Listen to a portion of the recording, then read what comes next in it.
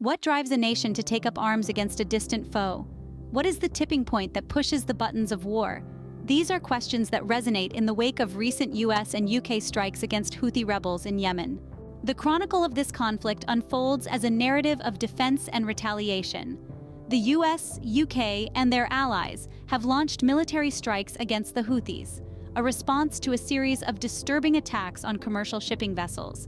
These strikes, carried out from jets, ships, and submarines, have targeted radar stations, storage facilities, and launch sites for drones and missiles. The objective? To protect international commerce and degrade the capabilities of the rebels. At the helm of this campaign, President Biden has termed these strikes as defensive action, cautioning the rebels about further measures if necessary. A direct response to the Houthis' recent large-scale attack and their consistent disruption of critical supply routes. Yet the strikes, while decisive, are not without their critics. A military expert has warned that a single night of retaliation may not be enough to deter future attacks from the militants. There is a risk of a larger conflict, and the need for clear objectives is emphasized. Previous actions against Iran-backed groups in Iraq and Syria under the Biden administration also loom in the background, painting a complex picture of regional tensions. Inevitably, the strikes have stirred reactions across the political spectrum. The Republicans and Democrats, often divided on foreign policy, have had to confront the reality of this new conflict.